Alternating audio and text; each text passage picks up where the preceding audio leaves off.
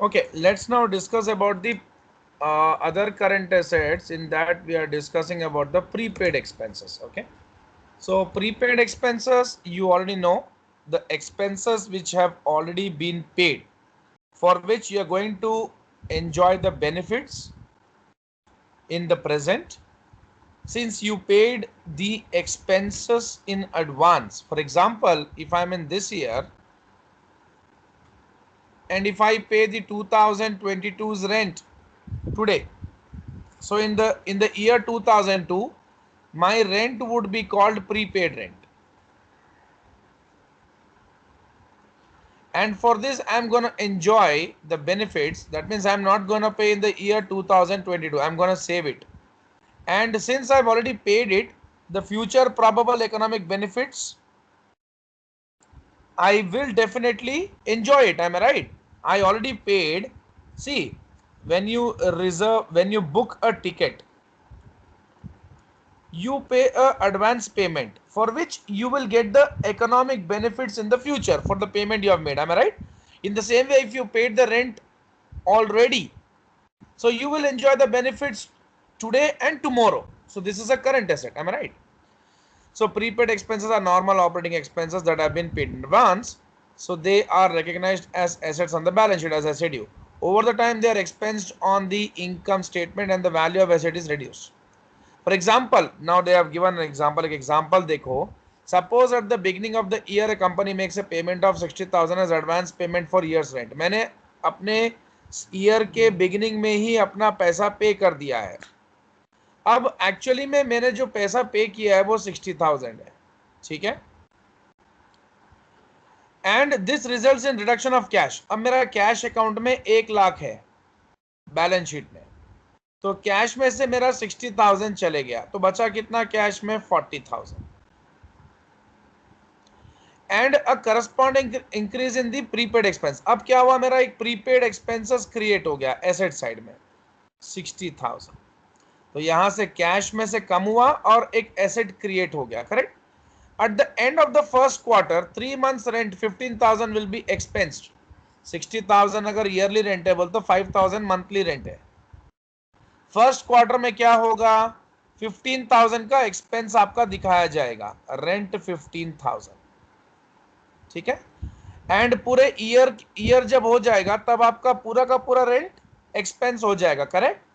60,000 would be, then again for next quarter more 15, again for third quarter again more 15, for fourth quarter again more 15. तो पूरा 60,000 आपका पूरा expense दिखा दिया जाएगा. ठीक है. And the balance of the prepaid, अब ये प्रीपेड एक्सपेंस जो आपने पे किया है पहले ही, अब ये जीरो हो जाएगा. ठीक है. तो आपने पहले ही पे किया तो उसका बेनिफिट आप अभी एंजॉय कर रहे हो. Got my point. कैश में से कम हो गया, एसेट क्रिएट हो गया. एंड फिर एवरी मंथ जो भी आपने ऑलरेडी पे कर दिया है वो आप रिकॉग्नाइज करते जाओगे. So it will become expense eight the end of the year and the asset would be zero. Fine. ये उसका ट्रीटमेंट है. लेट्स Sure, से sir. About the deferred tax asset. Now what is deferred tax asset?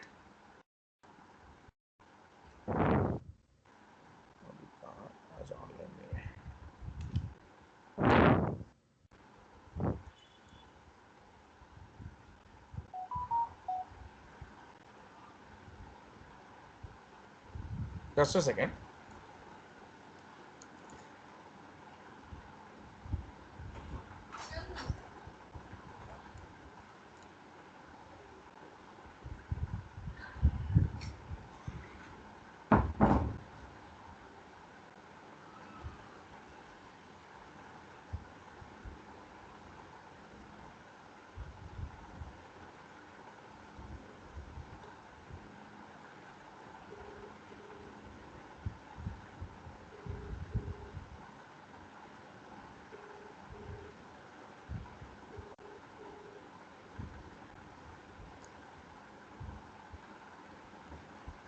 So what is a deferred tax asset? See, please try to understand the concept behind this. I will explain you about deferred tax asset and deferred tax liability. Okay.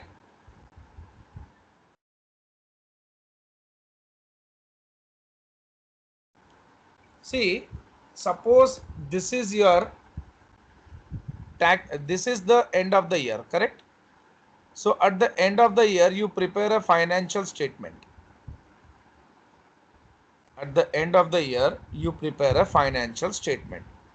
So let me show you what I mean to explain you here. So this is the income statement, this is the tax return. Excuse me.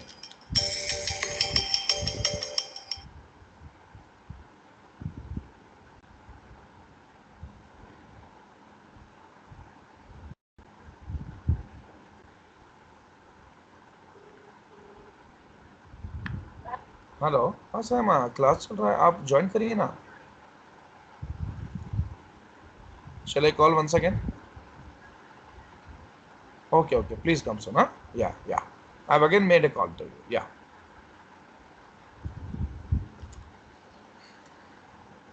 So this is the income statement which we prepare at the end of the year, and we need to pay taxes to the government. So as well we need to prepare a tax return. So income statement में क्या होता है, आप accrual concept use करते हो, जिसमें आप prepaid और व्हाट आई से लाइक आउटस्टैंडिंग जो कुछ भी है आप दिखा सकते हो. प्रीपेड रेंट है वो भी एडजस्ट कर सकते हो, आउटस्टैंडिंग एक्सपेंसेस है वो भी एडजस्ट कर सकते हो. Tax return is based on like receipt and payment basis.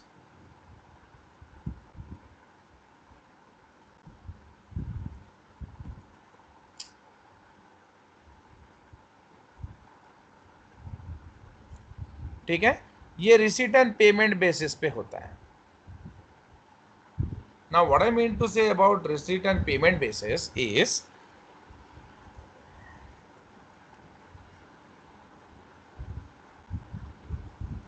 see what happens, the treatments would differ in income statement and tax return. Okay, the treatments would differ in income statement and tax return, and there are certain income statement में जो आप अपना profit find करते हो, यहाँ पर कुछ different rules होते हैं, यहाँ पर कुछ डिफरेंट रूल्स होते हैं. फॉर एन एग्जांपल, एक छोटा एग्जांपल से मैं बताऊंगा, मैं ज्यादा डिटेल में जाऊंगा नहीं, डेप्थ में जाऊंगा नहीं, जरूरत भी नहीं है, इसका फुल फ्लेड चैप्टर है. सपोज यहाँ पर आप जो प्रॉफिट फाइंड कर रहे हो, आप यहाँ पर अपने एसेट्स को डिप्रिशिएट कर रहे हो. ओके, एसेट्स को डिप्रिशिएट कर रहे हो स्ट्रेट लाइन मेथड से. स्ट्रेट लाइन मेथड मतलब आप एवरी ईयर अपने एसेट को एक फिक्स्ड अमाउंट से डिप्रिशिएट करोगे. हाउ? ये आपका 1 लाख का एसेट है, इसका डिप्रिसिएशन आपने स्ट्रेट लाइन के हिसाब से 10% फिक्स किया, तो every year your depreciation is 10,000. ठीक है, तो सपोज फर्स्ट ईयर का डिप्रिसिएशन आपका 10,000, अब आपका एसेट है 90,000. सेकेंड ईयर का डिप्रिसिएशन भी आपका 10,000, आपका एसेट है 80,000. थर्ड ईयर का डिप्रिसिएशन भी आपका 10,000 और यहाँ 70. ठीक है, बट यहाँ पर थोड़ा चेंजेस होगा. यहाँ पर आपका एसेट 1 लाख का होगा. Here we are using diminishing balance method. at the rate of 10% is what we are fixing the depreciation rate. So यहाँ पर 10,000 फर्स्ट ईयर में जाएगा, फर्स्ट ईयर में यहाँ पर बचेगा 90,000. And in the diminishing balance method the rule is you should take the depreciation, you should calculate the depreciation on diminishing balance. मतलब depreciation निकालने के बाद जो बैलेंस आपका यहां पर बचा है उसके ऊपर आप अपना डिप्रिसिएशन फाइंड करोगे. यानी not on 1 lakh, it would be on 90,000. So second year 9,000, that is the 10% of 90,000, 81,000. So let's take the second year's this thing. Okay, तो यहां पर आप अपना प्रॉफिट कैलकुलेट किए before depreciation, profit before depreciation. अब मैं डिप्रिसिएशन यहां पर सेकेंड ईयर का डिडक्ट कर रहा हूं 10,000. मेरा प्रॉफिट कितना आ रहा है 90,000, प्रॉफिट आफ्टर डिप्रिसिएशन. इधर पर भी मैं अपना प्रॉफिट 1 लाख लेता हूं in the income tax returns. Because the methods are different, there will be definitely timing differences. मतलब methods different रहने की वजह से income tax का आपका amount भी differ करेगा. ओके, देखो कैसे. Here it is 9,000. अब आपका जो like the profit after depreciation is 91,000. Let's take the tax. 30% you have to pay tax. 30% you have to pay tax. So how much is the tax amount here? How much is the tax amount here? Let's calculate and see.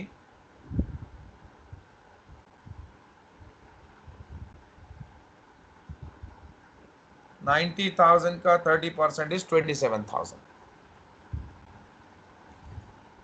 91,000 का 30% is 27,300. So let me tell you, you need to pay this amount to the income tax department, not this. This is as per the income statement. ये आपका tax का provision है. ये आपका tax return में जो amount आता है वो आपको एक्चुअली में पे करना पड़ता है इनकम टैक्स डिपार्टमेंट को. ओके, तो आप इनकम टैक्स डिपार्टमेंट को कितना पे कर रहे हो? 27,300. करेक्ट. आपके सामने एक फॉर्मूला लिख रहा हूं. Tax expense is equal to,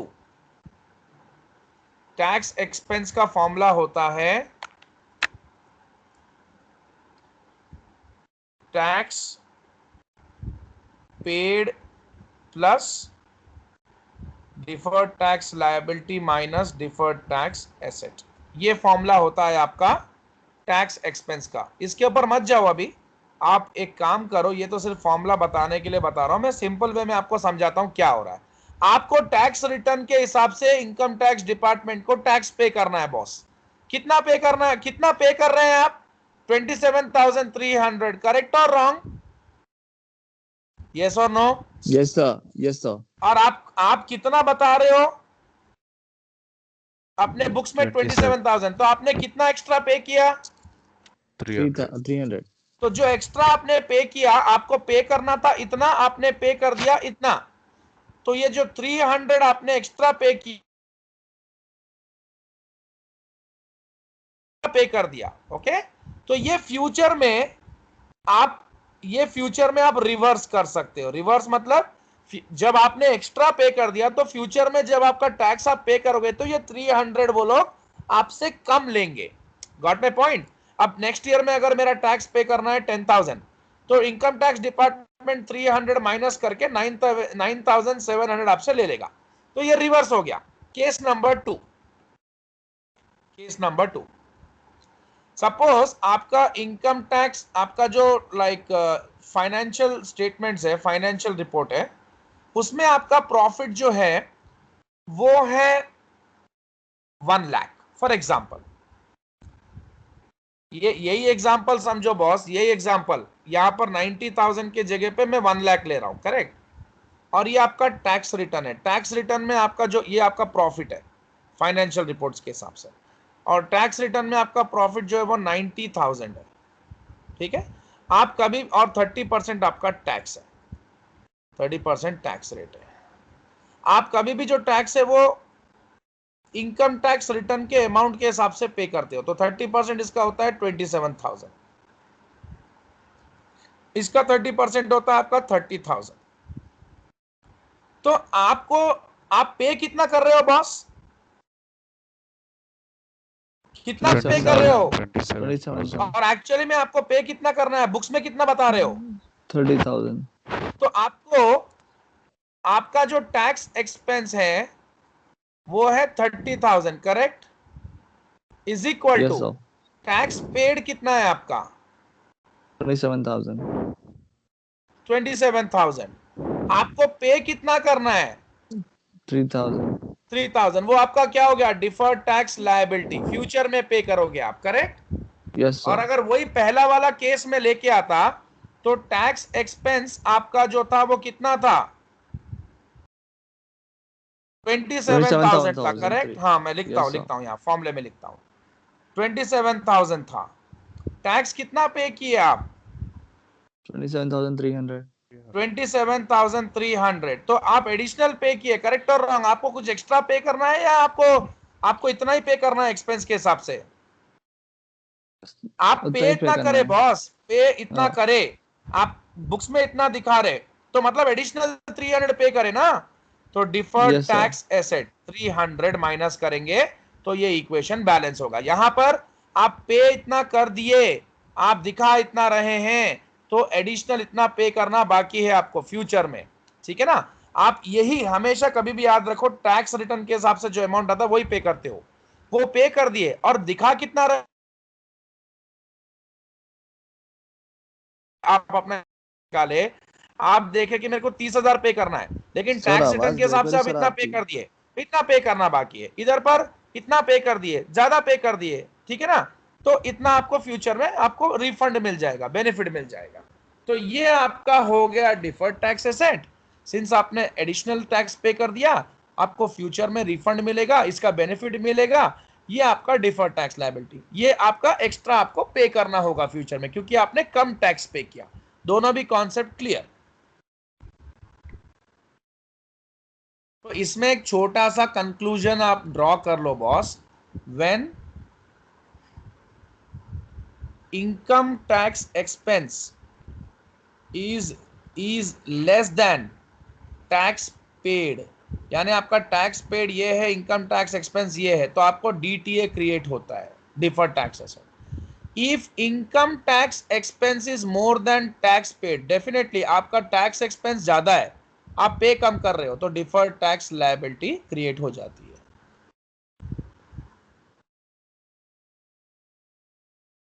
चलो ये भी एक पॉइंट खत्म हो गया हमारा। आपका ये भी मैंने आपको समझा दिया है। अभी डिफर्ड टैक्स लायबिलिटी का एक सेक्शन आएगा, आपको ये कवर्ड, आपका फिनिश्ड, ठीक है। जो भी जैसा हो रहा है मैं फिनिश कर दे रहा हूँ साथ में।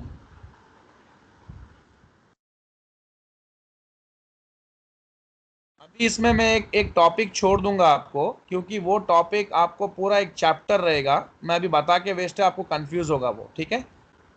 चलो करंट लायबिलिटीज में आपका ट्रेड पेबल्स है। ट्रेड पेबल्स आप कहाँ दिखाते हो? Liability side of balance sheet. Fine, excuse me, liability side of balance sheet बताते हो। So this is nothing but the amount you have to pay to the suppliers. Fine, तो इसको आप लायबिलिटी साइड में दिखाते हो when you purchase on credit. तो like जितने अमाउंट में आप उसको परचेज किए वो अमाउंट में आपका लायबिलिटी होता है, तो कॉस्ट पे ही दिखा देते हो। नोट्स पेबल ये आपका करंट बोरोइंग्स है। So these financial liabilities are borrowings from creditors that are documented by loan agreement. मतलब क्या होता है, आप लोगों से पैसा ले रहे हो, ये पब्लिक है, और उनको एक सिक्योरिटी दे रहे हो, और उनको बोल रहे हो कि मैं आपको ये जो भी सिक्योरिटी दे रहा हूँ इसके ऊपर आपसे लोन ले रहा हूँ, I will pay you in 2 years, 2 years तक I will pay you interest, ठीक है। So depending on agreed repayment date, notes payable में ऑल्सो भी included in non current liabilities. मतलब अगर 1 year से ज्यादा का रहेगा टाइम पीरियड जिसमें आप उनको रीपे करोगे, it will be non current liability. 1 year के अंदर रहेगा, it will be A current liability, ठीक है। तो जितने में मतलब आपने उनको उनको जो प्रॉमिस किया है, भाई देखो कभी भी याद रखो, आपने उनसे 1 लाख का लोन लिया है, ठीक है, 1 लाख का लोन लिया है, और उनको बोला है कि मैं आपको 10% का इंटरेस्ट पे करूंगा, तो वो कंपाउंडिंग ही होगा, कंपाउंडिंग रेट पे होगा। सपोज आप उनको 20,000 इंटरेस्ट का भी पे करोगे, तो आपका टोटल लायबिलिटी है 1,20,000, करेक्ट, उनके लिए। तो current portion of long term liability, suppose आपका एक लॉन्ग टर्म लायबिलिटी है, मतलब 10 years का आपने एक लोन लिया है, ठीक है, और इसका कुछ पोर्शन सपोज 2 lakhs, आप मतलब आप 10 lakhs का लोन लिए, 10 years में रीपे करते बोले, 2 lakhs आप इस साल रीपे कर दे रहे विद इन 1 year, तो ये फिर करंट लायबिलिटी में आ जाएगा। Okay, so current portion of long term liabilities, since you are paying it in a year or within a year, it would be considered as a current liability. Income tax payable मैंने अभी आपको बताया कि आपका tax पे करना बाकी है, तो ये भी आपका करंट लायबिलिटी होगा, ये विद इन 1 year ही पे किया जाता है। एक्योर्ड लायबिलिटीज मतलब आउटस्टैंडिंग एक्सपेंसेस, ये भी 1 year में पे किया जाता है, तो करंट लायबिलिटी। अब यहां पर आपके दिमाग में ये टेंशन मत ले क्या हो, ये कॉस्ट में करना है, मार्केट वैल्यू में करना है। लायबिलिटी का कॉस्ट मार्केट नहीं होता, जितना प्रॉमिस किया है उतना ही पे करना है, उतने में ही दिखाओगे बैलेंस शीट में। अनअर्न्ड रेवेन्यू यानी इनकम रिसीव्ड इन एडवांस, ये भी लायबिलिटी में आएगा शॉर्ट टर्म लायबिलिटीज में, क्योंकि 1 year के अंदर ही आपको सर्विसेज फुलफिल करके देना है आपके कस्टमर को, उसके लिए पैसे आप पहले ही ले लिए। Okay, non current assets. Non current assets में अब यहाँ ध्यान से सुनो, again now you have to put your focus completely on this. यहाँ फिर नए नए चीजें आएंगी आपको। The first one we are covering is property plant and equipment, and ये चैप्टर फिनिश करने के बाद नेक्स्ट चैप्टर आपका पीपीई ही है। सो प्लीज अगले चैप्टर से आपको अकाउंटिंग स्टैंडर्ड्स के डीप में जाएंगे। So property plant and equipment is a long term tangible asset. क्यों? क्योंकि there is a physical substance to it. What do you mean by physical substance? आप उसको टच कर सकते हो, आप उसको देख सकते हो, वो फिजिकली एग्जिस्ट कर रहा है। बिल्डिंग इतना बड़ा बिल्डिंग दिखता है हमारे को, करेक्ट? नाउ टैंजेबल एसेट्स में आपको क्या क्या आता है? Land, plant and machinery, equipment, और जो भी आपके माइंस वगैरह, माइनिंग होते हैं ना, लोगों के माइंस खरीदते हैं, तो ये सब आपका एग्जांपल्स है। अब इसमें क्या क्या करना है, इसको कैसे डील करना है? IFRS के हिसाब से प्रॉपर्टी प्लांट एंड इक्विपमेंट में be valued either at cost और रिवैल्यूएशन, जो मैंने ऑलरेडी आपको पूरे अच्छे तरीके से समझा दिया है। सो IFRS के हिसाब से PPE यानी कोई भी प्लांट, मशीनरी, लैंड, बिल्डिंग जो भी है, आप या तो उसको हिस्टोरिकल कॉस्ट में जितने में खरीदे उतने में बता सकते हो, या तो आप रिवैल्यूएशन मॉडल यानी उसका रिवैल्यू करके उसका आज के डेट में वैल्यू क्या है वो वैल्यू पे भी बता सकते हो। लेकिन हम कभी भी क्या करते हैं, रिकमेंड यही करते हैं कि रिवैल्यूएशन में बताओगे तो एक क्लियर पिक्चर दिख के आएगा, बट वो एक प्रोफेशनल वैल्यूअर से वैल्यू होना चाहिए और ट्रस्टवर्थी एक फिगर होना चाहिए, ठीक है? हिस्टोरिकल कॉस्ट पे बताओगे तो जो पहले जितने में लिया है उतने में बताओगे तो आपके एसेट का अंडर वैल्यूएशन दिखेगा। लेकिन let me tell you clearly, IFRS के हिसाब से आप इस पे और इस पे दोनों पे दिखा सकते हो अपने एसेट को। यानी आप अगर 1 लाख में एक एसेट परचेज किए तो वो 1 लाख दिखा के उसका डिप्रिसिएशन एवरी ईयर जो जो भी हो रहा है वो भी माइनस कर करके उसका एग्जैक्ट वैल्यू लिख सकते हो। नहीं तो 4 साल के बाद आपको दिमाग में आया कि नहीं रे चलो अपन अपना प्रॉपर्टी को रिवैल्यू करा के देखेंगे, तो कस्टम आपने रिवैल्यू कराया तो उसका 10 लाख रुपीस का वैल्यू आ रहा, तो आप 10 लाख में भी बता सकते हो एडिशनल डिप्रिसिएशन इसके। अब जो देखो, जब आप रिवैल्यूएशन कराओगे तो वो रिवैल्यूड अमाउंट पे ही बैलेंस शीट में आपको लिखना पड़ेगा, और डिप्रिसिएशन भी फिर इसके हिसाब से ही होगा। That is what I wanted to explain you. समझ में आया? नाउ सर अब यूएस डिप्रिसिएशन 10 लाख के ऊपर होता? क्या बोले? आप क्या बोले, डिप्रिसिएशन किसके ऊपर होता हाँ, है जब बोले आप? आप जब अपने प्रॉपर्टी को रिवैल्यू कराए है तो अब उसकी वैल्यू इतनी आ रही, अब आप इतने में दिखाएंगे ना बैलेंस शीट में, तो हाँ जितने सर। में दिखाएंगे डिप्रिसिएशन भी उसके हिसाब से वही अमाउंट के ऊपर होगा। ओके। समझ में आया? हाँ सर, पहले सर आपका डिप्रिसिएशन डिप्रिसिएशन कहता भी 1 है। लाख पे 10% के हिसाब से 10,000 होता था, अब हाँ। 10 लाख पे 10% के हिसाब से 1 लाख होगा depreciation expense. Okay, got it sir. वो चीज मैं लिख के समझा दे रहा हूं आपको, आपको क्लैरिटी आ जाना बोल के। Yes sir, got it. Next point, अब हमको देखना है हमारे यूएस गैप वाले क्या बोल रहे हैं भाई। यूएस गैप वाला क्या बता रहा है, देखो। यूएस गैप सेस आप हमारे पास भी कॉस्ट मॉडल पे दिखा दो, लेकिन हम आपको रिवैल्यूएशन का मॉडल नहीं दिखाने देंगे। तो only and only cost model, no US gap के हिसाब से नो रिवैल्यूएशन मॉडल। इसके पीछे रीजन ये है कि they don't believe in revaluation. वो बोलेंगे आप कुछ भी रिवैल्यू कर सकते हो, आपकी मर्जी है, कौन देखने को आ रहा है। सो हमको नहीं पता, जो कॉस्ट है उतने में दिखा दो, that's it. That according to us that looks more realistic. हमारे हिसाब से आप मैनिपुलेशन कर सकते हो, तो कॉस्ट पे बताओ, finished. Now let's go for the next concept, investment property. इसमें आप ज्यादा टेंशन लेने का नहीं है। इन्वेस्टमेंट प्रॉपर्टी क्या होता है भाई? मेरे पास एक एसेट है, मेरे पास एक बिल्डिंग है, ये बिल्डिंग में मेरे, ये पूरा बिल्डिंग मेरा ही है, ये मैं रेंट, ये मैं क्या, ये तो मेरा एक टैंजेबल एसेट तो है। दैट मीन्स ये मेरा टैंजेबल एसेट तो है।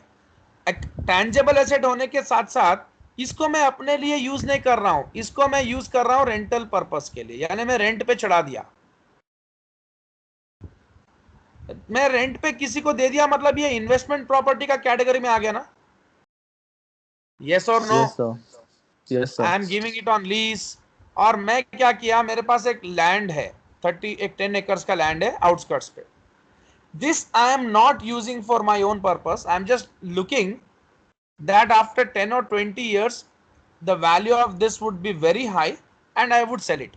So I am waiting for the capital appreciation. So can I say this is also an investment property?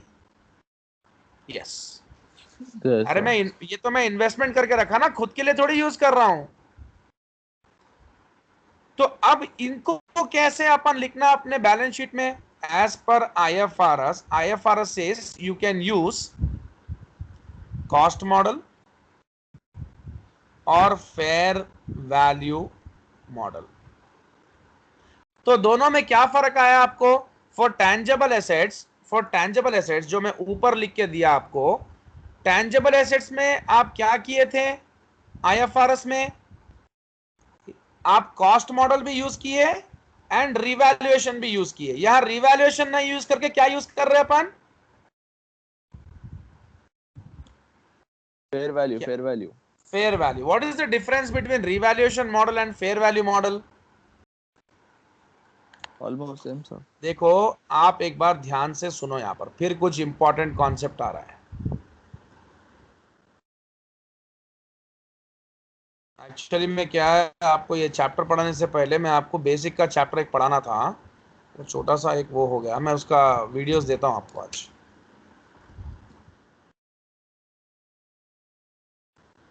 देखो, ये मेरा एक इनकम स्टेटमेंट है. Sales less COGS, gross profit less,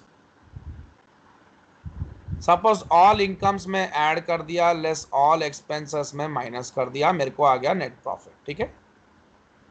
net profit आने के बाद मेरा एक और सेक्शन बनता है अदर कॉम्प्रिहेंसिव इनकम. क्या बनता है सफवान? क्या है ये? Other comprehensive. हाँ, ये सर, इसको हम OCI भी बोलते. क्या बोलते? OCI. तो अब देखो, फेयर वैल्यू मॉडल और हमारा रिवैल्यूएशन मॉडल में क्या फर्क है? देखो, फेयर वैल्यू मॉडल मतलब it is assumed that you are ready to sell your asset and you will get the cash on it. ठीक है. इट इज मतलब अगर फेयर वैल्यू मॉडल का मतलब क्या है, आप इन्वेस्टमेंट प्रॉपर्टी में कौन सा मॉडल यूज करना? Fair value model. यानी आप अपने एसेट को कॉस्ट पे भी दिखा सकते हो और फेयर मार्केट वैल्यू के हिसाब से भी दिखा सकते हो.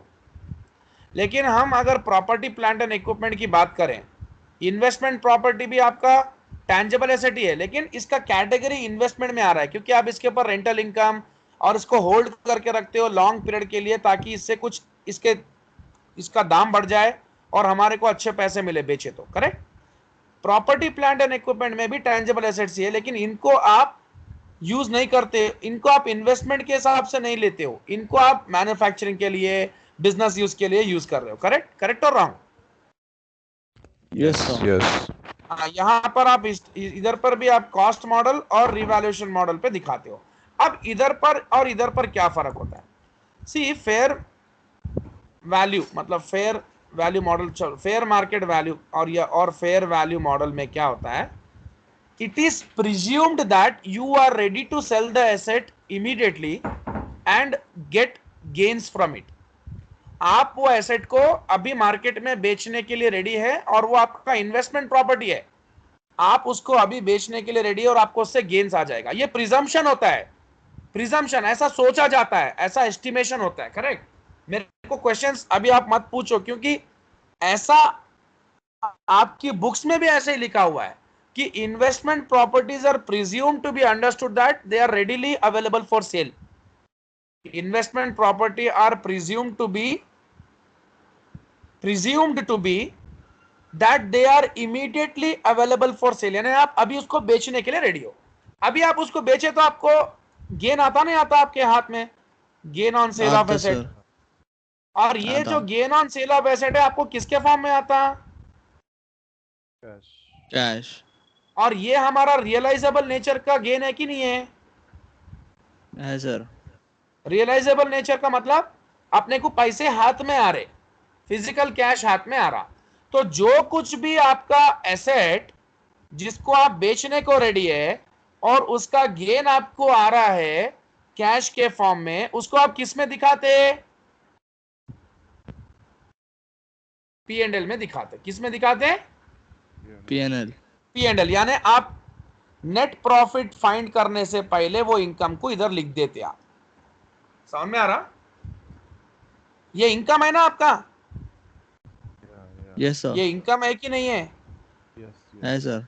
अगर आपका प्रॉपर्टी है 10 लाख का प्रॉपर्टी है आपका, ठीक है, इन्वेस्ट, वो आप प्रॉपर्टी को रेंटल पे दे दिए, ये प्रॉपर्टी को रेंटल पे दे दिए, आप लीज एग्रीमेंट वगैरह कुछ भी नहीं बनाए, रेंट पे दे दिए।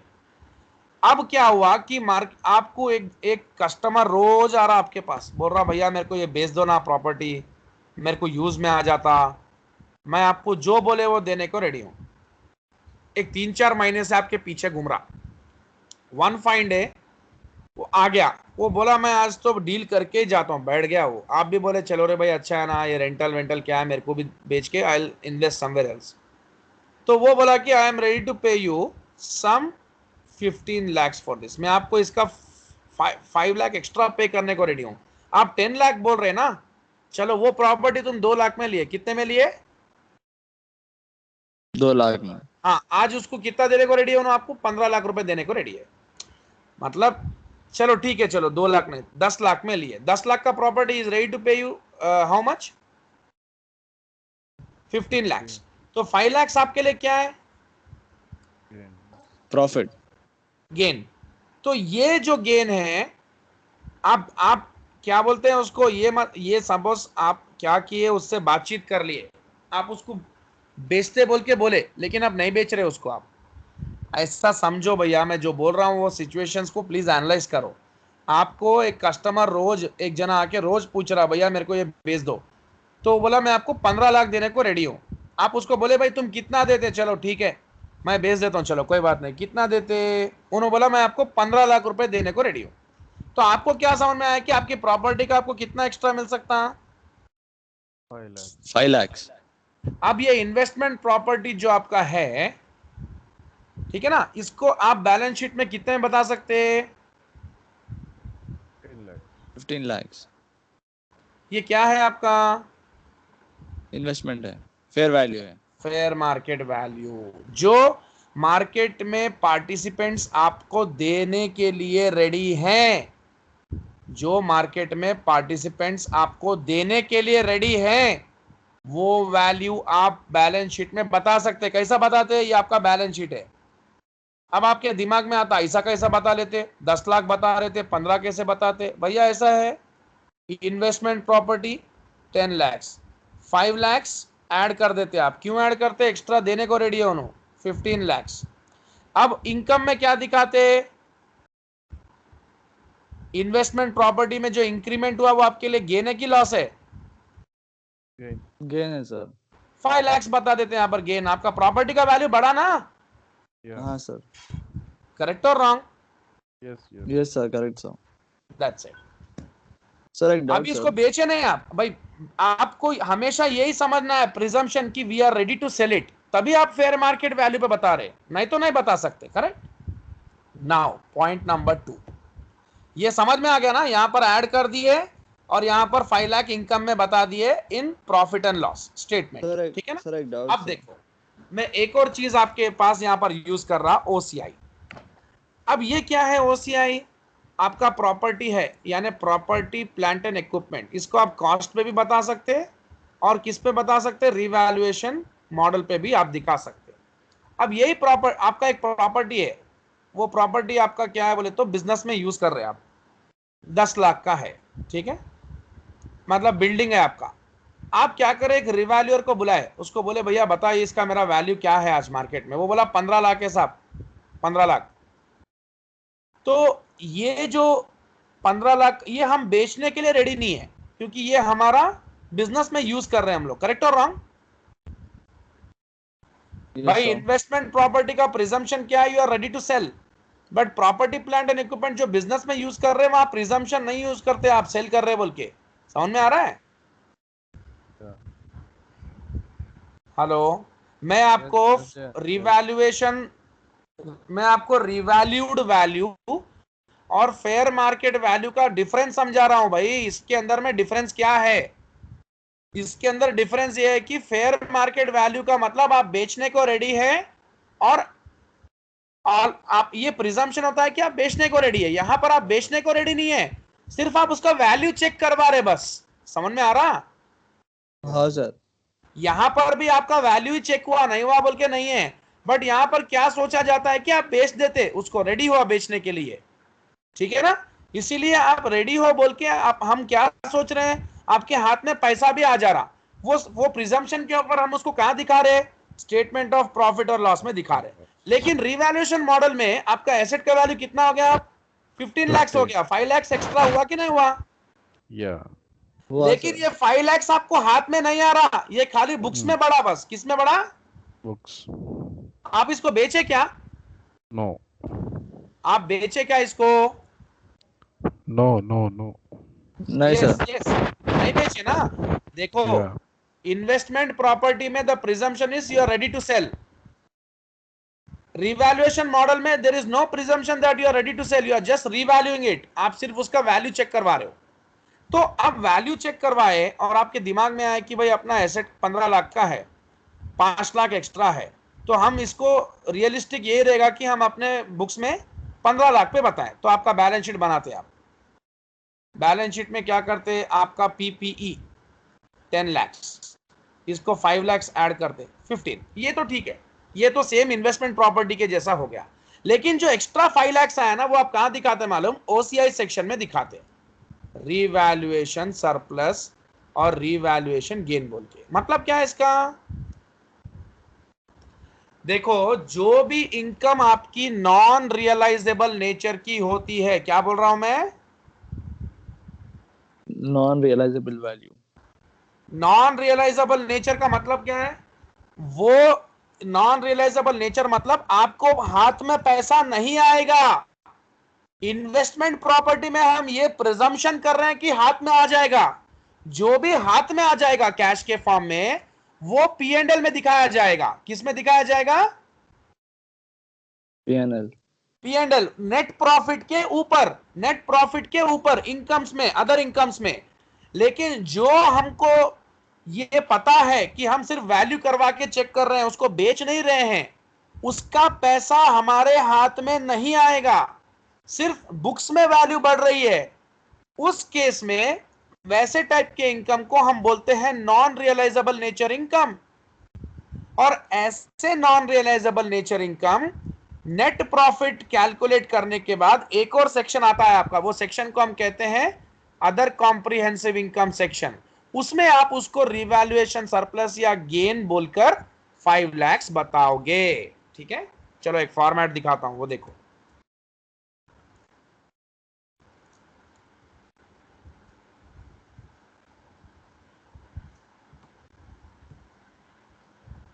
टाइम लगता है डाइजेस्ट करने में, अगर अभी कुछ पता नहीं है तो थोड़ा टाइम लगता, लेकिन कोई बात नहीं, आ जाएगा धीरे धीरे। क्योंकि पूरा रिपोर्टिंग के अंदर में यही पढ़ते रहोगे तुम, तो पढ़ते पढ़ते फैमिलियरिटी अपने आप आ जाएगी।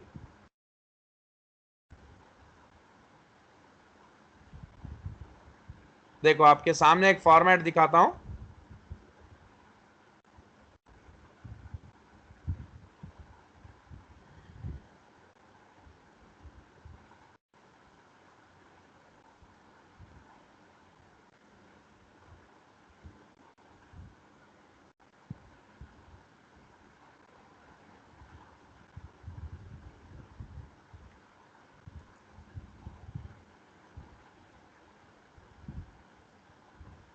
देखो, ये इनकम स्टेटमेंट बनाया हुआ है, ठीक है ना?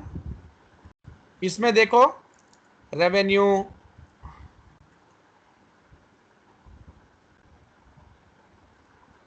आपका रेवेन्यू है, कॉस्ट ऑफ सेल्स है, ग्रॉस प्रॉफिट, ये सब। ये देखो अदर इनकम। अगर आपका जो भी इन्वेस्टमेंट प्रॉपर्टी है उसका वैल्यू बढ़ता है तो वो इधर ही आएगा। लेकिन अगर आप प्रॉपर्टी प्लांट एंड इक्विपमेंट की बात कर रहे हो, जहां पर रिवैल्यूएशन मॉडल चलता है, वहां पर अगर आपकी प्रॉपर्टी की वैल्यू बढ़ती है तो किस में आएगा? ओसीआई। और ये ओसीआई किसके नीचे आ रहा है? नेट प्रॉफिट फाइंड करने के बाद आ रहा है, करेक्ट और रॉन्ग? Yes sir. और देखो गेन ऑन प्रॉपर्टी रिवैल्यूएशन दिया हुआ है, दिया हुआ है ना? हाँ सर। तो बस सर ये इतना ही। गेन ऑन प्रॉपर्टी रिवैल्यूएशन मतलब अभी बेचे नहीं, मतलब खाली लिख लिए। मार्केट में मालूम करवाए भाई कितना मिल सकता अपने को, लेकिन इसको बेच रहे हैं ना अपन। अपना अजम्पशन क्या है, इसको बेचना नहीं, रखना। इसीलिए प्रॉफिट ऑफ द ईयर कहीं से लिख इसीलिए लिया उसको अपन। अदर कॉम्प्रिहेंसिव इनकम में दिखा रहे, क्योंकि जितने भी नॉन रियलाइजेबल नेचर, अब जैसे एक एग्जांपल, आप एक स्टॉक को खरीद लिए, ठीक है ना, स्टॉक शेयर एसबीआई कंपनी का स्टॉक खरीद लिया, एसबीआई बैंक का, आप खरीदे 100 रुपए में। अब ये जो स्टॉक है, आपका मन है कि इसको आप 30 इयर्स तक होल्ड करोगे, और 5 इयर्स के बाद आपका स्टॉक का वैल्यू 500 हो गया। कितना हो गया? कितना हो गया? 500. 500 सर। 500 हो गया। आपके दिमाग में क्या है कि इसको होल्ड करके रखना, बेचना नहीं। लेकिन ये जो एक्स्ट्रा जो 500 तक आपका वैल्यू गया, इसमें कितने का गेन हुआ आपको? 400। क्या ये गेन आपका रियलाइजेबल नेचर का है या नॉन रियलाइजेबल नेचर का है? Not realizable. अच्छा नॉन ओके, हाँ रियलाइजेबल। हाँ, अच्छा, नॉन रियलाइजेबल। रियलाइजेबल क्यों नहीं है? क्योंकि आप इसको बेच रहे नहीं। ओके। Yeah. आप सेल करे तो 400 आपके हाथ में आते, नहीं Yes. करे तो नहीं आते। नहीं करे तो आपको इतना मालूम है कि मेरा वैल्यू बढ़ रहा। बस कैसे मालूम बढ़ रहा? भाई कंपनी का बैलेंस शीट देख रहे, स्टॉक रिपोर्ट देख रहे, और वो स्टॉक मार्केट में देख रहे शेयर का वैल्यू कितना है।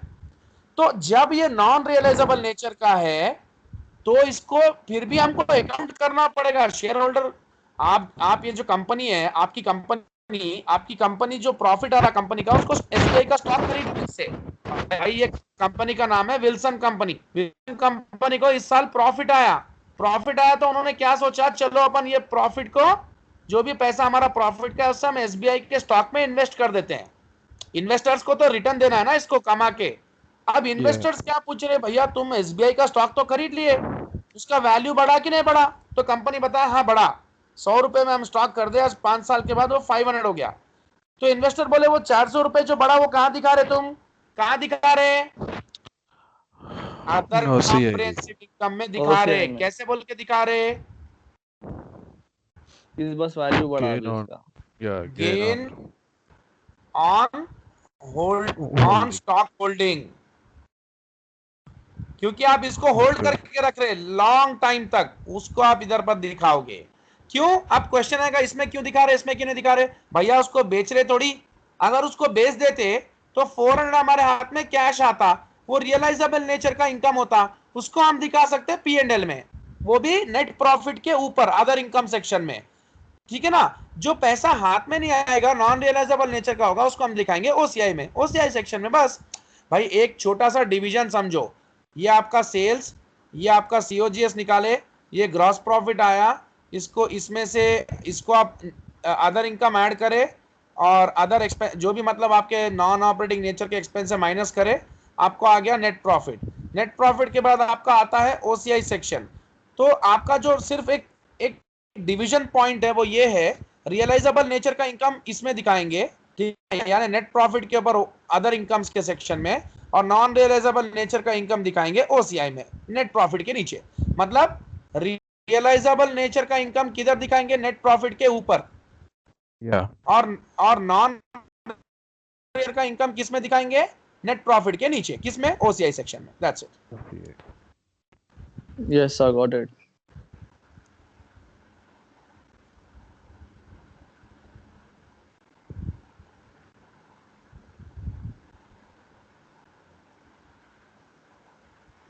चलो अभी आगे देखो, आपका इन्वेस्टमेंट प्रॉपर्टी भी हो गया। अच्छा, यूएस गैप में ये इन्वेस्टमेंट प्रॉपर्टी ये सब कुछ नहीं रहता, उन लोग इसको डिफाइन ही नहीं करते, वेस्ट है बोलते, उनके हिसाब से कोई प्रॉपर्टी इन्वेस्टमेंट प्रॉपर्टी नहीं है। ठीक है। नाउ अब नेक्स्ट पॉइंट में आपका इंटेंजिबल एसेट्स। इंटेंजिबल एसेट्स मतलब पेटेंट्स, ट्रेडमार्क्स, कॉपीराइट्स वगैरह, जो फिजिकल सब्सटेंस है नहीं जिसको, तो आईएफआरएस में हम इसको दिखाएंगे हिस्टोरिकल कॉस्ट पे और रिवैल्यूएशन मॉडल पे। अब मैं आपको वापस नहीं बताऊंगा इसके बारे में, क्योंकि रिवैल्यूएशन मॉडल और हिस्टोरिकल कॉस्ट आपको पूरा मालूम हो चुका है क्या है, और हम यूएस गैप में इसको दिखाएंगे सिर्फ कॉस्ट मॉडल पे। Next, intangible assets with finite useful life. Finite का मतलब उसका एक लाइफ है, उसका एक एक्सपायरी डेट है। क्या है भाई? अगर आपका कोई पेटेंट है, पेटेंट, अब जैसे अपने ये जो कोविड का वैक्सीन बन रहा है ना, Yeah. तो कोविड का जो वैक्सीन बनेगा, सपोज कोविशील्ड, ये अभी के म्यूटेंट सबके लिए ठीक है। सपोज नेक्स्ट ईयर कोविड का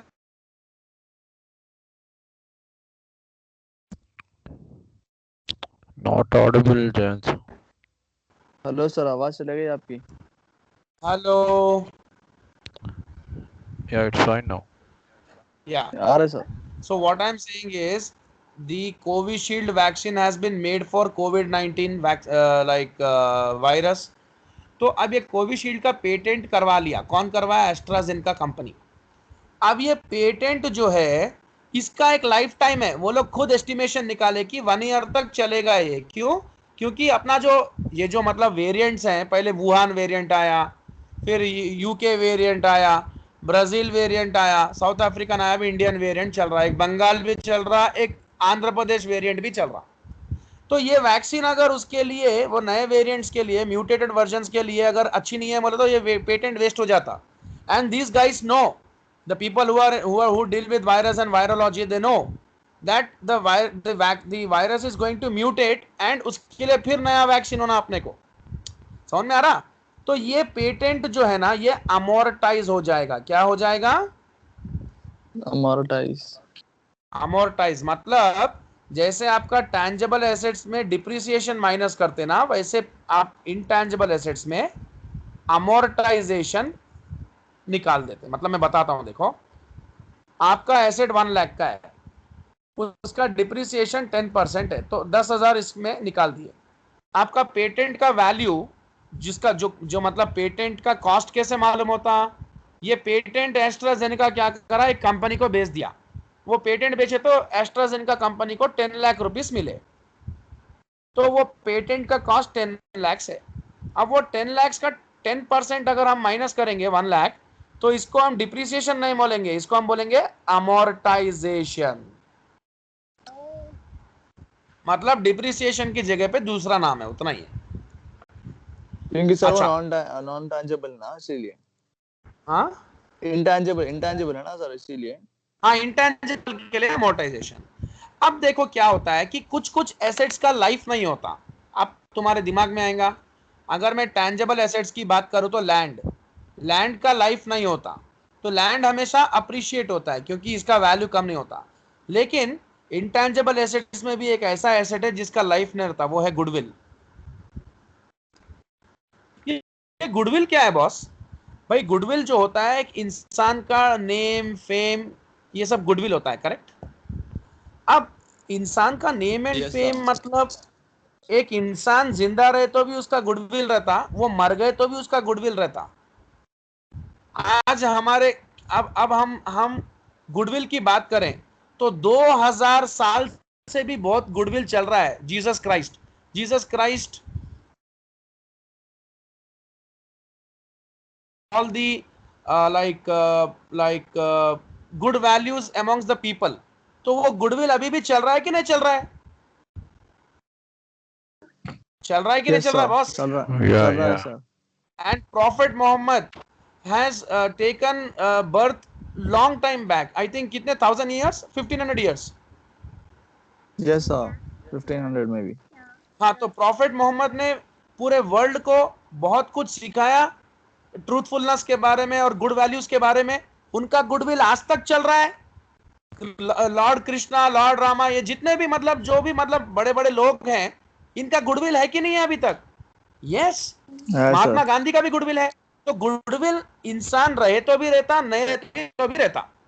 समझ में आ रहा? तो ये गुडविल का कोई लाइफ नहीं है boss. So when there is no life, this can not be amortised. भाई लाइफ ही नहीं है तो इसको जीरो कैसे बताएंगे? So it has to be checked for impairment.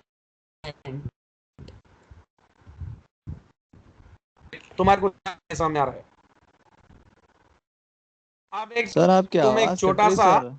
हाँ क्या आपकी आवाज, आप बोलते बोलते एकदम आवाज कट जा रही है आपकी। आवाज कट जा रही है? अब आ रही क्या? ओके सर, अभी ओके हेलो। है। हाँ हाँ। अब देखो ये एक होटल है। ये होटल में आप क्या करें, इसमें खाना खाने के लिए गए, ठीक है? तो ये होटल में आप रेगुलर कस्टमर हैं, ओके? तो आज आप गए तो ये होटल वाला आपको इम्प्रेस कर दिया, मस्त आपको अच्छा अच्छा तरीके से सर्विस दिया। एंड आपको क्या करा, एक फॉर्म लेके आया, सर ये फॉर्म में रेटिंग दे दो ना प्लीज। आप क्या करें, 5 स्टार डाल दिए उसको। ये चलो, इसका गुडविल, ये 5 स्टार रेटिंग्स को बहुत सारे लोग वेबसाइट में चेक किए, रिव्यूज एंड रेटिंग्स, एंड उसके बेसिस में इसको बहुत कस्टमर भी आ गए, वो लोग भी आके 5 स्टार रेटिंग दे दिए। तो इसका जो गुडविल है वो टॉप पे चलेगा। किधर चले गया? टॉप पे। उसका गुडविल बहुत ज्यादा बढ़ गया कि नहीं बढ़ गया बॉस? बड़ा सर। हाँ भाई, अगर आप 5 to 5 रेटिंग दोगे तो गुडविल अच्छा होगा ना। अब क्या हुआ, आप ये 10 days बैक की बात है। फिर आप क्या करें, आज गए ये होटल में, क्या हुआ बोले तो लंच टाइम के लिए गए, लंच ब्रेक। उसमें क्या हुआ, एक बहुत बड़ा पार्टी आया, मतलब 70 मेंबर्स का एक ग्रुप आया। तो वो होटल वाला पूरा उन पे ही फोकस कर रहा पूरा, क्योंकि वो बल्क में आए कस्टमर से, करेक्ट? एक सेकेंड एक सेकेंड।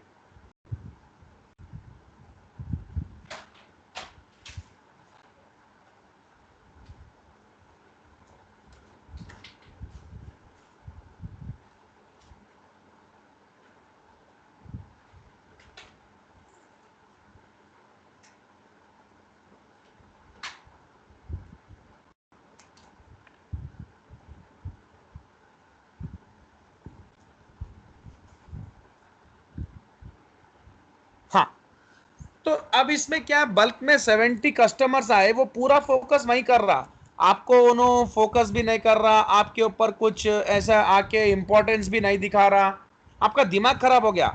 आप क्या करें, उसको 1 रेटिंग डाल के चले गए, ओके? हेलो। हाँ सर, यस सर। तो इससे क्या हो गया, उस दिन जो भी लोग इसका वेबसाइट में चेक किए, वो लोग देखे 1 रेटिंग है, नको ये होटल बेकार है, उसको बहुत कस्टमर कम आए, उसका गुडविल धड़ाम से गिर गया।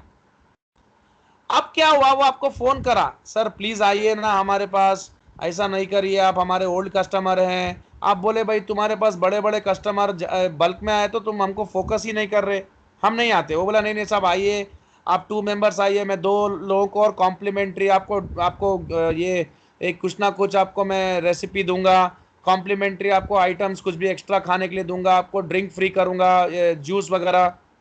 तो आपका दिमाग में, अरे अच्छा है, चलो अपन 2 लोग को और लेके जाते हैं, पार्टी दे देते हैं। गए उस दिन, आपको फुल जबरदस्त सर्विस दे दिया।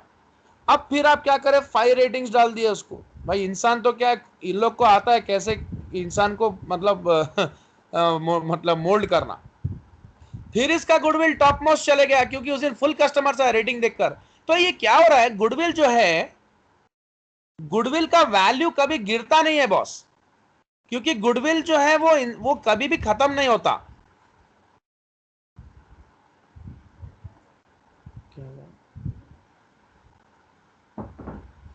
गुडविल कभी खत्म नहीं होता, गुडविल हमेशा रहता है, आइदर बैड वे में या गुड वे में, लेकिन रहेगा। तो गुडविल क्या हो रहा है, कभी कम कभी ज्यादा, कभी कम कभी ज्यादा, कभी कम कभी ज्यादा। इसीलिए हम क्या करना, गुडविल का इंपेयरमेंट रिव्यू करना। क्या करना? Impairment review. इंपेयरमेंट रिव्यू मतलब गुडविल के वैल्यू में कितना, मतलब गुडविल का वैल्यू कितना गिरा या कितना बढ़ा, ये चेक करना। समझ में आ रहा है? अब वो कैसे यस चेक सर। करते हैं, ध्यान से देखो। अब देखो, गुडविल भी 2 टाइप के गुडविल है। एक है सेल्फ जनरेटेड, जिसका कोई वैल्यू नहीं है, हम इसको कंसिडर नहीं करते। सेल्फ जनरेटेड एसेट्स का कोई वैल्यू नहीं है, इसका वैल्यू सिर्फ बिजनेस के साथ एसोसिएटेड रहता है। जैसे लोगो, ये ऑडी है, ऑडी गाड़ी का लोगो है, ठीक है? ऑडी गाड़ी है तब तक लोगो है, ऑडी अगर व्हीकल ले रहेगा तो लोगो काम का है क्या? किसी के लिए भी वेस्ट। करेक्ट? करेक्ट और yes wrong? Sir. till the time the Audi company is in existence, this logo will be important. अगर ऑडी कंपनी नहीं है तो लोगों को कोई पूछेगा भी नहीं, मर्सिडीज का लोगों को भी कोई नहीं पूछेगा। तो अब ये जो कंपनीज हैं, अगर ऑडी अपना कंपनी, अगर ऑडी को कोई दूसरा कंपनी टेक ओवर कर रहा, तो वो टेक ओवर कर तो वो कंपनी के साथ उसका लोगो भी परचेस करता। समझ में आ रहा? ओके। अभी जैगवार कंपनी को टाटा जब लिया तो वो टाटा का लोगो नहीं लगाया जैगवार पे, no one will buy, Jaguar का लोगो ही जैगवार पे है। लेकिन अगर कंपनी बंद हो गई तो उसका लोगो भी खत्म। So this all things are associated with the company itself and it will go with the company. Company से आप अलग नहीं कर सकते उसको। These are not separable, I am writing here, these are non separable assets. Goodwill भी वैसा ही है, गुडविल भी सेपरेबल एसेट नहीं है। गुडविल बिजनेस के साथ हमेशा रहेगा और वो बिजनेस बंद हो गया तो उसका गुडविल भी उसके साथ खत्म हो जाएगा। समझ में आ रहा है आपको? देखो यहां पर एक कंपनी है, कंपनी ए। कंपनी ए का गुडविल कंपनी ए के साथ एसोसिएटेड है, इसका गुडविल इसके साथ है। अब ये कंपनी क्लोज हो गई तो इसका गुडविल भी खत्म गया। अब ये कंपनी को बी कंपनी टेक ओवर कर रहा, तो ये कंपनी को जब बी कंपनी बाई करेगा तो ये कंपनी का गुडविल भी किसके पास चले जाएगा? बी कंपनी के पास। That's it. अब कराची बेकरी है, कराची बेकरी को मैं एग्जांपल, मैं कराची बेकरी वाले के पास गया, बोला भैया मैं आपको परचेस करना चाहता हूं। कराची बेकरी वाला हंसा, बोला आप मेरे को परचेस करोगे? मैं बोला यस यस। तो बोला ठीक है बाई कर लो, कोई प्रॉब्लम नहीं है। तो मैं बोला आपका कितना वैल्यूएशन है? तो वो बोला है मेरा वैल्यूएशन है 50 करोड़ रुपया। कितना? 50 करोड़ एग्जाम्पल। मैं बोला 50 करोड़ क्या सर, आपका पूरा कराची बेकरी में अगर मैं स्टॉक वगैरह भी ऐड किया तो 20 करोड़ से ऊपर नहीं हो रहा, 50 करोड़ काय का पे करूं मैं? वो बोला 30 करोड़ मेरे को आप गुडविल मनी दो। क्या दो? Goodwill money.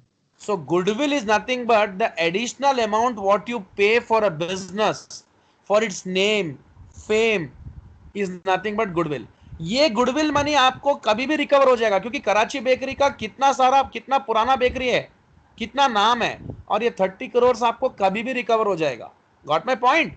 सो ये जो 30 करोड़ जो हम एडिशनल पे कर रहे हैं इसको क्या बोलते हैं? Goodwill money. Goodwill money. और ये गुडविल को हम बैलेंस शीट में दिखा सकते हैं। क्यों दिखा सकते हैं? क्योंकि हम कराची बेकरी को जब खरीदे तो हम उसको 30 करोड़ एक्स्ट्रा पे किए और उसको गुडविल का नाम दिए। इसको हम बैलेंस शीट में गुडविल बोल के इनटैंजिबल एसेट्स के कॉलम में दिखा देंगे 30 लाख। समझ में आ रहा? समझ में आ यस रहा कि सर। नहीं आ रहा? Yes. हेलो, 30 करोड़ आ सर। जाए हाँ सर, आ रहा सर। मतलब ये है कि गुडविल अगर एक कंपनी दूसरी कंपनी को टेक ओवर करे तो गुडविल की वैल्यू मालूम होती। ऐसे ही अगर एक कंपनी को अगर आप पूछेंगे, ए के पास गए, आप कंपनी ए के पास गए, उसको बोले कि तुम्हारा गुडविल कितना है? वो बोला मेरा गुडविल तो 20 करोड़ रुपए का है। आप बोले कैसे 20 करोड़ का है? बोला बस मेरा नाम है इतना। तो आप उसको पूछे ये गुडविल आप बैलेंस शीट में बता रहे क्या? वो बोला नहीं बता रहे। क्यों? कैसे बताएंगे? कैसे बताएंगे? ये तो हमारा खुद का एस्टिमेशन है। समझ में आ रहा आपको? आप अपने एस्टिमेशन का अमाउंट नहीं लिख सकते, लेकिन अगर बी कंपनी ए कंपनी को टेक ओवर करता है और वो वाकई में इन रियलिटी वो 10 करोड़ रुपीस उसको एक्स्ट्रा पे करता है उसके वैल्यू के ऊपर, तो इसको बी कंपनी दिखा सकता है अपने बुक्स में as a goodwill.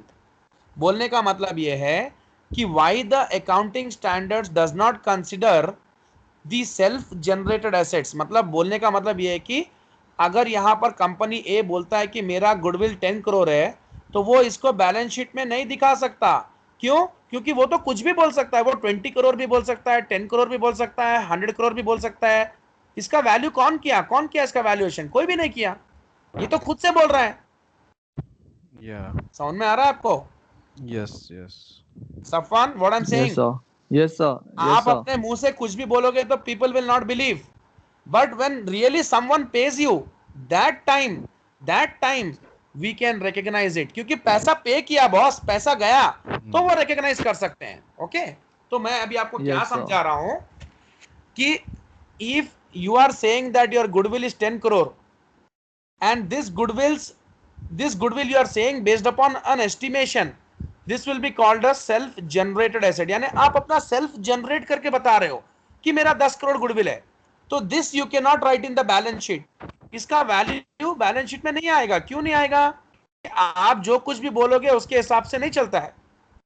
To write something in the balance sheet realistic values होने चाहिए। रियलिस्टिक वैल्यू कैसे होगा? बी कंपनी एक कंपनी से टॉक्स में है, I want to buy you. एक कंपनी बोला भाई मेरा गुडविल 10 करोड़ रुपया है। बी कंपनी बोला ठीक है, तुम्हारे पास जो एसेट्स हैं वो पूरे के पूरे एसेट्स 10 करोड़ के हैं, और additional I am ready to pay you 10 crore more. तो ये 10 करोड़ के एसेट भी बी कंपनी अक्वायर कर लिया, और ये गुडविल को भी बी कंपनी अक्वायर कर लिया। अब बी कंपनी के लिए ये गुडविल सेल्फ जनरेटेड गुडविल नहीं है, ये गुडविल बी कंपनी के लिए क्या है? परचेस किया उसमें क्रिएट हुए से गुडविल है। करेक्ट और wrong? Yeah. Hello, Yes sir. Yes sir. ये Yes, गुडविल yes. परचेस किया ना, उसने परचेस करे तो ये गुडविल क्रिएट हुआ। This goodwill on a business acquisition can be shown in B's balance sheet as goodwill 10 crore. ठीक है, वही आपको समझा रहा था जब से।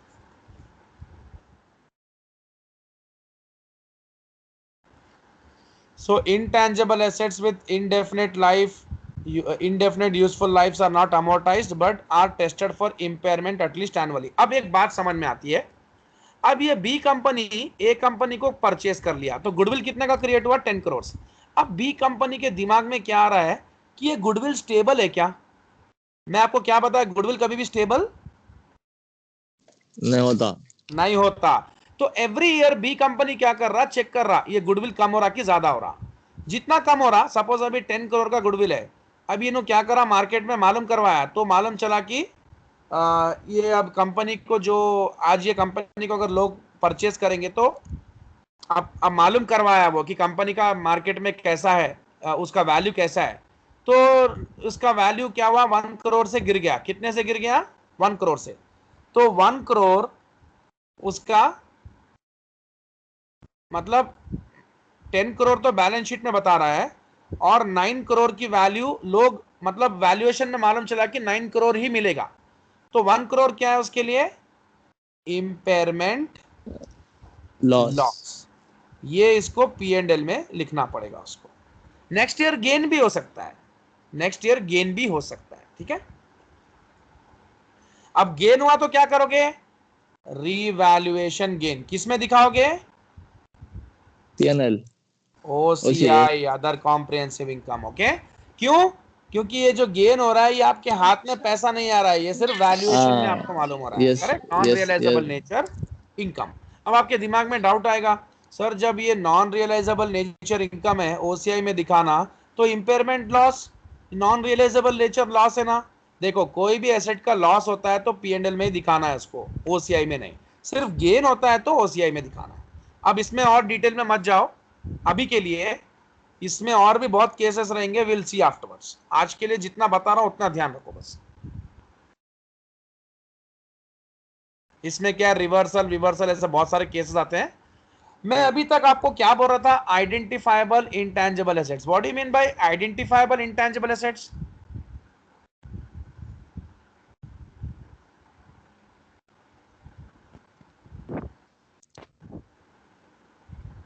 It's बोलो।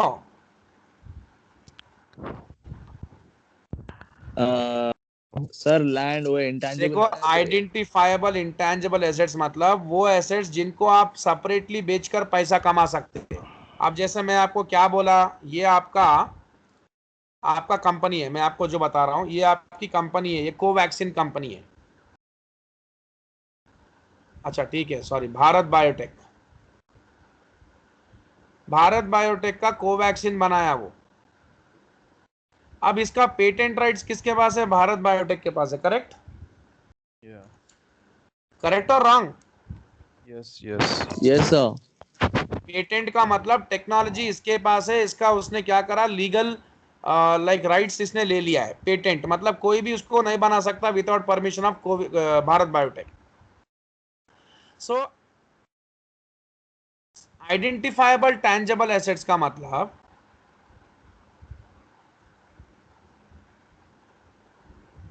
ये चैप्टर इसीलिए इंपॉर्टेंट है, अगर ये पूरे टर्मिनोलॉजी आपको इजी हो गया ना तो इनका जो चैप्टर आएगा डिटेल में पढ़ने का बहुत इजी हो जाएगा आप लोग को। इसीलिए इतना टाइम लग रहा है आप लोग को पढ़ाने में। तो Okay. ये क्या होता है भारत बायोटेक का ये जो आइडेंटिफाइबल टैंजिबल एसेट का मतलब क्या होता है, प्लीज ध्यान से सुनो। भारत बायोटेक का पेटेंट है कोवैक्सीन का, भारत बायोटेक के पास। ये अपने बैलेंस शीट में पेटेंट दिखा सकता, पेटेंट $1 मिलियन वैल्यू, ठीक है। क्यों बोले तो इसको कोई ऑफर कर रहा कि आई विल पे यू $1 मिलियन, अगर तुम मेरे को दिए तो मैं इतना पे कर देता हूं। एंड इसका भारत बायोटेक का एक लोगो भी है, सपोज ये भारत बायोटेक का लोगो है। एक एग्जांपल बता रहा हूं, क्या है ये, hello, Logo. Logo are you, sir, logo है। हाँ Yes, लोगो। yes, logo. ये लोगो को बैलेंस शीट में दिखा सकते हैं क्या? No. नहीं सर, क्यों? कल इसको वैल्यू दिखाना पड़ता अपने को। भाई लोगो क्या है, identifiable, separately identifiable tangible asset नहीं है, इंटैंजेबल एसेट नहीं है।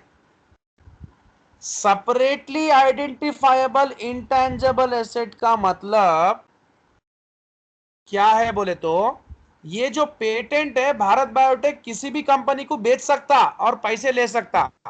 ये लोगो Okay. अगर वो किसी को बेचा तो वो किसी के लिए काम का नहीं है, उसको $1 भी नहीं आने वाले हैं। दैट मीन्स भारत बायोटेक को अगर फाइजर कंपनी, सॉरी मैं ऐसा टर्म यूज नहीं करना चाहता बट एग्जांपल, अगर I don't want my my my country's company to go to someone else, nationalistic way में भी Yeah. नहीं चाहता मैं। फाइजर अगर भारत बायोटेक को अगर परचेस करता है तो ये भारत बायोटेक का लोगो फाइजर के पास चले जाता। Yeah. तो ये लोगो जो है this is attached to the business, it can not be separated from the business at all, it is inseparable asset, it is inseparable asset, inseparable intangible asset, but I am speaking about separable intangible assets और separately identifiable assets। हाँ patent को तो हम बेच सकते हैं, Bharat biotech इसका patent को $10 मिलियन में बेच के पैसा कमा सकता। लोगो बच्चा भी नहीं लेता, वो लोगो क्या काम का है, हमारे क्या करना है भाई लोगो से, अंडरस्टूड क्या बोल रहा हूं मैं आपको। Yeah, yeah, yeah. Yes yes sir. तो सेपरेटली आइडेंटिफाइबल इंटेंजिबल एसेट्स का वैल्यू रहता, इनसेपरेबल इंटेंजिबल एसेट्स का वैल्यू नहीं रहता, दैट्स व्हाट। तो वही है आपका आइडेंटिफाइबल टैंजिबल एसेट्स यानी separately identifiable intangible assets. Example क्या दिया हमें, patent. This can be acquired singly and are usually related to rights and privileges, मतलब मैं आपको पेटेंट राइट्स बेच दिया, ठीक है ना। So now under IFRS, identifiable intangible assets may only be recognized if it is probable that future probable economic benefits will flow to the company and the cost of the asset can be measured reliably। अब ये बहुत important point है, cost can be measured reliably का मतलब क्या है, cost can be measured reliably. ये आज चैप्टर नहीं होता, कल भी अपने को जाएगा ये चैप्टर। क्यों बोले तो इसमें इंटरनली बहुत लंबे लंबे मतलब बहुत ही इन डेप्थ कॉन्सेप्ट्स भी आ रहे हैं। सो कल भी रेडी रहो क्लास के लिए, कल 1 आवर सेशन और लिए तो हो जाता। I am almost about to come to the conclusion now. Okay sir.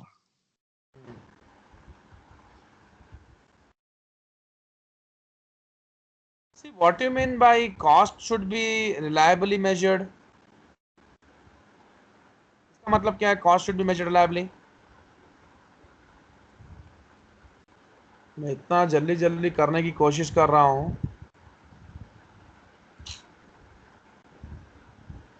Yes, what do you mean by cost should be measured reliably. देखो कोई भी चीज का कॉस्ट अगर आप मेजर नहीं कर सकते ना, वो चीज नहीं आता बैलेंस शीट में। फॉर एग्जांपल देखो हमारे पास 3 लोग काम कर रहे हैं, रमेश, सुरेश, जिग्नेश, हितेश और जितने भी एश लगा लो, ये सब लोग हमारे पास काम कर रहे हैं। क्या मैं रमेश का वैल्यू 10 करोड़ लिख सकता हूं बैलेंस शीट में, सुरेश का 2 करोड़, जिग्नेश का 5 करोड़, हितेश का 2 करोड़ लिख सकता हूं क्या? No sir. क्यों There has to be something.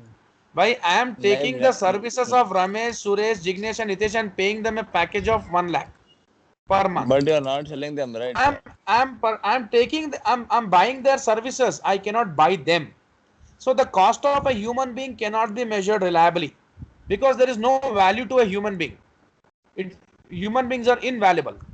We created the values. How come someone buy us? बिल्कुल पॉसिबल नहीं है. करेक्ट. वो पहले होता था, गुलाम बोलते थे, वो अब नहीं है. सो नाउ अब ये जो लोगो मैं बता रहा हूं, भारत बायोटेक का जो लोगो है, ये लोगो डिजाइनर वाला 20,000 रुपीज लिया इसका. लोगो डिजाइन करा, पूरा अच्छा, पूरा ग्राफिक्स वाफिक्स देके करा. तो क्या मैं वो लोगो का कॉस्ट 20,000 लिखना क्या बैलेंस शीट में? नो. अरे I paid for the services which I have taken for this logo design. I will show this as an expense in my P&L account, advertisement expense. Correct? Can I measure this logo's value? Never. So it cannot be measured reliably. So it won't come in the balance sheet. तो अब यही मैं आपको explain करना चाह रहा हूं. What I am trying to explain you is, please understand. आप वही टेंजेबल एसेट्स को बैलेंस शीट में दिखाओगे जिससे, देखो, फर्स्ट तो आपको इकोनॉमिक बेनिफिट्स आना, सेकेंडली उसका कॉस्ट रिलायबली मेजर होना. सो ए कंपनी में develop intangible assets internally, but such assets can only be recognised under certain circumstances. देखो, आप अपने कंपनी में, जैसे अभी एक सपोज सफवान तुम्हारी एक कंपनी है, सफवान कॉर्पोरेशन, तुम एक सॉफ्टवेयर डेवलप करे, you are into software development. अगर ये सॉफ्टवेयर आप जो डेवलप करे, this is internally generated, correct? Hello, this is internally generated और सेल्फ जनरेटेड, यानी आप उसको अपनी कंपनी में बना रहे. लेकिन ये सॉफ्टवेयर का एक कॉस्ट है, definitely, because people are ready to pay you that. ये एक अलग से प्रोडक्ट है, correct? This is a separately identifiable product which anyone can sell in the market and get money. So these kind of things can be shown in the balance sheet. Okay, even though these are generated internally, even though these are made in your company, even though this is made in your company, but it has a cost. So some things which have cost can be shown in the balance sheet. So मैं finally इसको conclusion देके wind up करता हूँ. Intangible assets with identifiable intangible assets can be acquired singly. मतलब जो भी मैंने आपको पेटेंट का एग्जांपल दिया, this is identifiable intangible asset, separately identifiable. This can be sold and you can get money for that. Under IFRS, identifiable intangible assets may only be recognise if it is probable. Yes, you will recognise an asset if you get economic benefits from it and its cost can be measured reliably.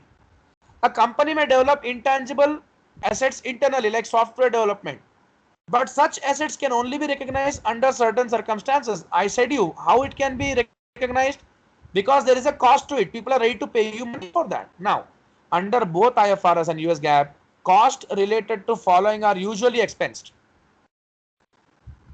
मतलब ये सब expense करेंगे आप. जो भी intangible asset आप अपने company में बना रहे हो, जो भी इंटेंजिबल एसेट आप अपने कंपनी में बना रहे हो, उसके ऊपर आपको जो एक्सपेंसेस हो रहा है, जैसे ट्रेनिंग कॉस्ट, आपकी टीम को ट्रेनिंग दे रहे हो आप, एडमिनिस्ट्रेटिव कॉस्ट यानी आपका ऑफिस में जो स्टाफ है उसको पैसा दे रहे हो, advertisement and promotion cost, as I said about logo का जो डिजाइन हुआ है आपके भारत बायोटेक का, जो कोवैक्सीन का लोगो बना, ये लोगो डिजाइन का पैसा जो लगा है, ये इंटेंजिबल एसेट नहीं है, but it is a expense, advertising and promotion expense. Relocation and reorganisation cost. So Bharat Biotech is moving its facility from one place to another place to set up one more plant. So that is an expense. Now, acquired intangible assets, जैसे अगर आप किसी company से कुछ खरीदते हो, like the Pfizer has taken the patent rights of Bharat Biotech. तो Pfizer जो पेटेंट भारत बायोटेक से बाई कर रहा है, $10 million दे के बाई कर रहा है, तो इसका इस Bharat bio Pfizer company can write this patent cost in its, that means it can show this patent as an asset or intangible asset in its balance sheet. Okay, because they got the contractual rights, licensing agreements, and Pfizer ये patent को by कर लिया. अब Pfizer ये patent किसी और को भी बेच सकता है, पैसे कमा सकता है. एंड भारत बायोटेक ये पेटेंट किसको सेल किया? Pfizer को. तो भारत बायोटेक को भी पैसे आ सकते हैं इससे. तो any asset which can be separately identifiable and sold to anyone else for which you are getting amount, definitely you can show them as intangible assets in your books. That's it. Goodwill के बारे में मैं आपको already बता चुका हूं, इसका हो गया है। यहां तक करो आप। इंपेयरमेंट गुडविल के बारे में मैंने सब एक्सप्लेन कर दिया है आपको। Tomorrow we will start from financial assets. Okay, चलो now financial okay assets. Sir. Hello, नहीं सर, ओके सर बोला। ये फाइनेंशियल एसेट्स भी लंबा चौड़ा कॉन्सेप्ट है, तो आज जितना हुआ है उसको प्लीज अच्छे से उसको फोकस करो। कल 1 आवर का सेशन लेंगे, कल हो जाएगा chapter. Okay, I think 4-5 pages ये करने का। चलो bye. Okay sir, thank you sir. Thank you, thank you. Any doubts? See hello, any doubts please correct.